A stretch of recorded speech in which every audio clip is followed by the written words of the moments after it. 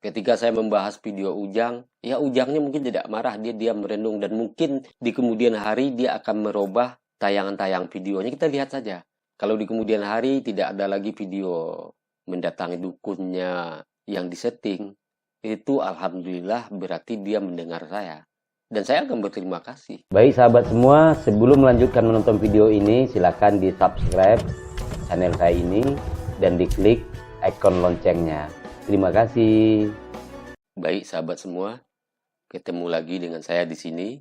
Assalamualaikum warahmatullahi wabarakatuh. Sahabat, seperti biasa saya ngopi dulu ya.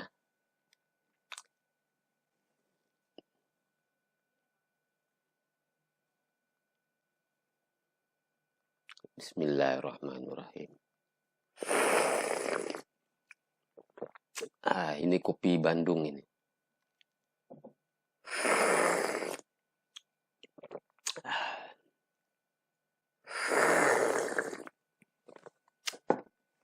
Alhamdulillahirabbil alamin.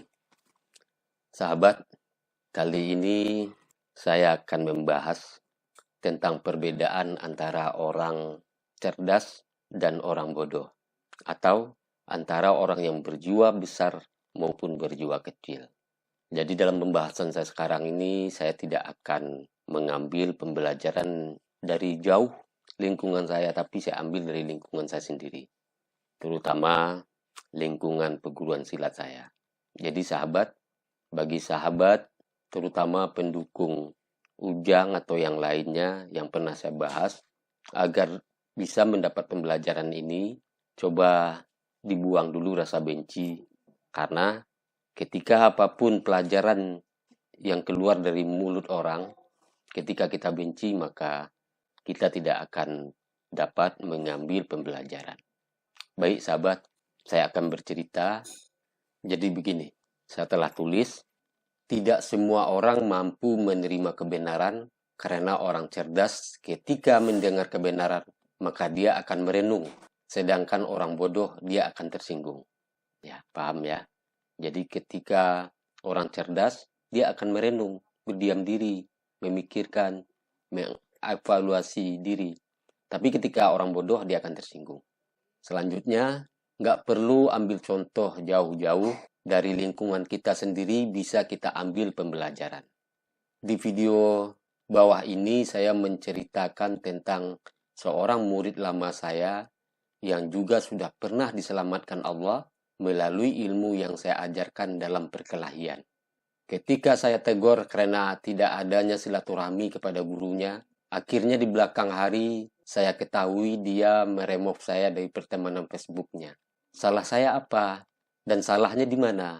Itulah perbedaan dari orang-orang yang berjiwa besar dan orang berjiwa kecil. Itulah perbedaan dari orang cerdas dan orang bodoh. Jadi sahabat, sebagaimana video saya belakangan ini mengkritik Ustadz Ujang ataupun Idris, di sini kelihatan kualitas itu. Mana kualitas? Ketika Ustadz Ujang, ya dia tidak, mungkin juga dia tidak tahu, atau kalau dia tahu, dia tidak membalas, mungkin merenung. Karena semua orang-orang besar itu, dia selalu memakai hatinya. Dia selalu memakai akalnya untuk bertindak. Dan para pendukungnya kenapa marah-marah? Ya itu namanya pendukung, tentu intelektualnya kita akan paham sejauh mana. Seberapa apapun yang kita sampaikan, ya orang akan menerjemahkan sesuai dengan kapasitasnya. Oke, mari kita lihat di video yang bagaimana. Di video inilah, True Inner Power level 1.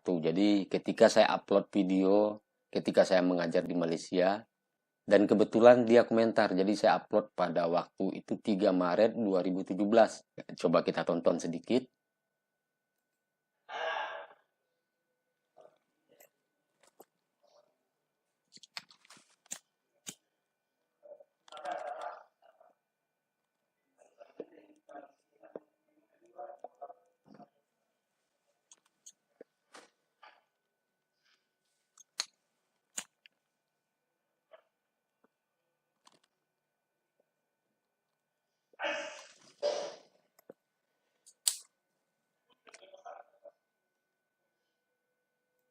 Oke, cukup segitu saja kita tonton. Sekarang kita lanjutkan, kita cari komentarnya.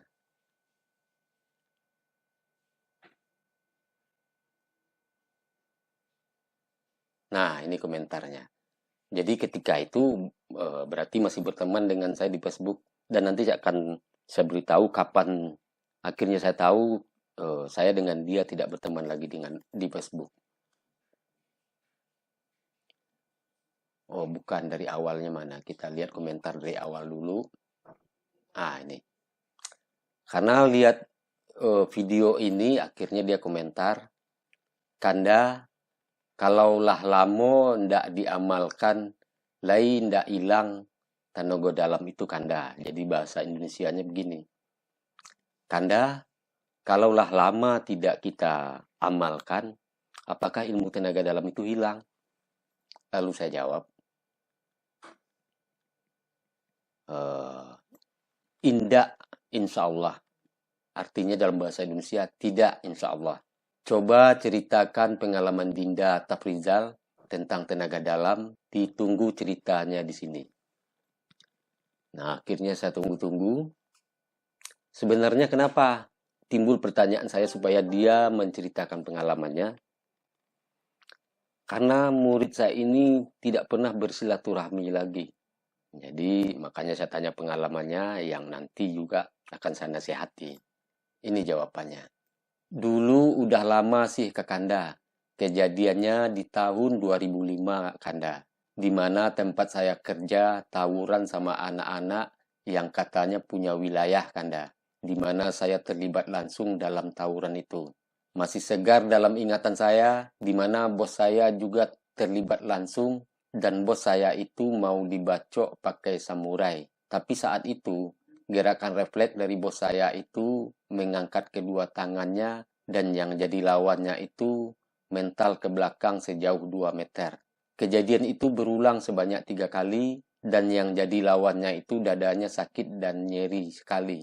Melihat kejadian itu, saya langsung juga mempraktekkan yang jadi lawan saya, dan ternyata terjadi lagi kejadian yang sama seperti tadi yang saya ceritakan di atas. Padahal tenaga dalam saya baru tingkat dasar. Jadi seperti itu sahabat. Akhirnya kesempatan bagi saya untuk menasihatinya. Membalas komentarnya itu. Alhamdulillah sangat beruntung Dinda Tafrizal sebelum kejadian tawuran itu telah diajak bos Dinda untuk datang dan belajar padaku. Dan baru aku paham, bos Dinda belajar ke aku sebelumnya karena memang sering dipalak oleh preman sana. Alhamdulillah, semoga Dinda dan bos Dinda bersyukur telah diselamatkan Allah melalui tenaga dalam yang kuajarkan. Agar ilmu itu tetap berkah dan menjadi, harus tetap jalin tali silaturahmi dengan guru, setidak-tidaknya setahun sekali. Ini Dinda dan bos Dinda hanya dulu saja rajin silaturahmi. Sekarang sudah hampir 5 atau 6 tahun tak datang sekedar silaturahmi. Tapi walau demikian, aku selalu doakan seluruh murid-muridku. Amin. Jadi ketika tahun tersebut yang saya upload video itu, ya silaturahmi dia tidak pernah lagi. Lalu kita lihat komentar selanjutnya, tidak ada ya. Tidak ada. Justru dari cabang-cabang saya cuma yang komentar. Nah, setelah kejadian itu saya setelah menasihatin itu karena tidak ada komentar dari dia.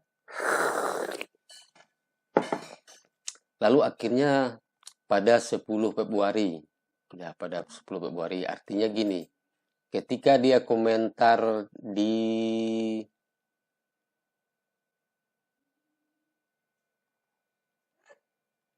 3 Maret 2017 itu, baru saya ketahui 10 Februarinya, berarti tahun berikutnya, bahwa saya tidak berteman lagi melalui Facebook dengan dia. Akhirnya saya buat postingan ini. Tujuannya apa? Bukan saya ingin mengenang jasa saya, tidak. Tapi memang silaturahmi itu harus. Nah, akhirnya di sini saya tulis, dalam video ini ada muridku yang murid yang kuminta komentar tentang pengalamannya. Lalu kutegor tentang silaturahmi dengan guru itu jangan di saat perlu saja. Ternyata barusan kulihat sudah tidak berteman dengan saya di Facebook. Aneh bukan? Ada-ada saja hidup ini.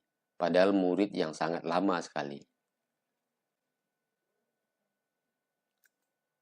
Nah, jadi seperti itu sahabat. Padahal apa salahnya saya menegur, karena sebagai guru dan tujuan saya juga kita harus dengan bersilaturahmi kita jadi tahu kabar masing-masing. Dan kedua juga pengajaran-pengajaran kehidupan akan tetap berlanjut. Nah, itu sebabnya di YouTube saya juga saya tulis dalam komunitas postingan, tidak semua orang mampu menerima kebenaran. Karena orang cerdas ketika mendengar kebenaran, maka dia akan merenung. Sedangkan orang bodoh, dia akan tersinggung. Nggak perlu ambil contoh jauh-jauh, dari lingkungan kita sendiri bisa kita ambil pembelajaran. Di video bawah ini saya menceritakan tentang seorang murid lama saya yang juga sudah pernah diselamatkan Allah melalui ilmu yang saya ajarkan dalam perkelahian. Ketika saya tegur karena tidak adanya silaturahmi pada gurunya, akhirnya di belakang hari saya ketahui dia meremove saya dari pertemanan Facebooknya. Salah saya apa? Dan salahnya di mana? Itulah perbedaan dari orang-orang yang berjiwa besar dan orang berjiwa kecil. Itulah perbedaan orang cerdas dan orang bodoh. Jadi sahabat, kenapa dalam media sosial kita selalu banyak orang berkomentar, memaki segala macam, padahal tidak ada hubungannya dengan dia, sementara kita menasihatin orang lain dan memberitahu orang lain, karena kita sebagai muslim itu saling menasihati. Justru penonton yang komentar marah. Ya ini perbedaannya. Bahwasanya tidak semua orang mampu menerima kebenaran, karena orang cerdas ketika mendengar kebenaran, maka dia akan merenung. Ya, dia akan diam, merenung, evaluasi diri. Sedangkan orang bodoh dia akan tersinggung. Tersinggung dan marah, dia tidak akan terima. Nah, inilah pembelajaran kehidupan. Jadi memang kita tidak perlu mengambil pembelajaran jauh-jauh di luar diri kita atau dari orang lain. Dari kalangan saya aja seperti itu. Itu sebabnya ketika saya membahas video Ujang, ya Ujangnya mungkin tidak marah, dia merenung, dan mungkin di kemudian hari dia akan merubah tayangan-tayang videonya. Kita lihat saja. Kalau di kemudian hari tidak ada lagi video mendatangi dukunnya yang disetting, itu alhamdulillah berarti dia mendengar saya. Dan saya akan berterima kasih. Begitulah seharusnya sesama muslim itu mengingatkan. Banyak yang katakan iri, segala macam. Ya, itu perbedaan, bahwasanya kebenaran hanya diketahui pula oleh kebenaran itu sendiri. Dan kebenaran itu mempunyai mata yang tajam, setajam hatinya memiliki kebenaran. Jadi begitu sahabat. Demikian video pendek saya kali ini. Panjang juga mungkin ya. Lebih dari 12 menit. Cuma yang jelas, banyak pembelajaran yang bisa kita ambil dalam kehidupan ini. Banyak hikmah yang kita bisa ambil dalam kehidupan ini. Dan mari kita sebagai muslim, bahkan sebagai saudara sesama manusia, saling mengingatkan pada kebaikan. Ketika seorang sahabat menegur sahabatnya, itu pasti bertujuan baik. Dan ketika orang yang mempunyai pemikiran-pemikiran tajam, dia akan tahu ketika sesuatu yang dibuat akan mempunyai efek tidak baik di belakang hari, sehingga akhirnya dia bersuara. Sebagaimana video saya tentang Ujang, banyak yang katakan silakan datang saja atau bagaimana. Tidak semudah itu pada zaman sekarang. Ketika menegur kita harus datang. Apalagi yang kita tegur ini, dia juga membuat sesuatu di videonya untuk umum. Itu sebabnya saya juga membuat video saya untuk umum. Baik sahabat semua, selalu tetap saya garis bawahi adalah hanya Allah yang benar. Jika ada kebenaran pada diri saya, itu berasal dari Allah. Jika ada kesalahan, itu karena kebodohan saya. Oke sahabat, ingat, jadilah orang cerdas sehingga ketika mendengar berita apapun langsung merenung dulu, berdiam diri, dan janganlah menjadi orang bodoh, karena orang bodoh itu mudah tersinggungnya dan mudah marahnya. Oke sahabat, sukses bagi sahabat dan saya di sini. Sukses bagi kita semua, dan jayalah negara kita ini. Bagaimana negara kita ini supaya jaya? Kita sebagai rakyatnya, ikut andil dalam memperbaiki akhlak-akhlak manusianya, dalam memperbaiki cara-cara pandang manusianya. Dan mari kita selalu berkarya yang baik, yang benar, bukan berkarya hanya untuk memperkaya diri, tapi tidak memikirkan apapun efek samping di belakangnya. Baik sahabat semua, terima kasih. Assalamualaikum warahmatullahi wabarakatuh. Sahabat sebangsa, setanah air, kita dianugerahi oleh Tuhan dan sudah menjadi hukum Allah. Kita hidup dalam perbedaan, berbeda suku, berbeda agama, berbeda etnis, berbeda bahasa daerah, berbeda budaya, berbeda adat, berbeda tradisi. Inilah yang namanya Indonesia, Negara Kesatuan Republik Indonesia. Jangan sampai karena perbedaan agama, suku, bahasa daerah, tradisi menyebabkan kita menjadi kelihatan tidak satu, tidak bersatu. Sahabat, musuh nyata negara kita adalah kabar dusta, koruptor. Mari kita jaga NKRI ini, karena pendahulu kita sudah sepakat bahwa kita Bhinneka Tunggal Ika, berbeda-beda tetap bersatu. Mari kita bersatu membangun Republik Indonesia ini yang akan hidup untuk selamanya. Merdeka, bersyukur atas negara yang besar ini, bersyukur atas keberagamannya, dan kita disatukan oleh Pancasila. Sukses buat sahabat semua, dan sukses selalu buat negara kita. Amin.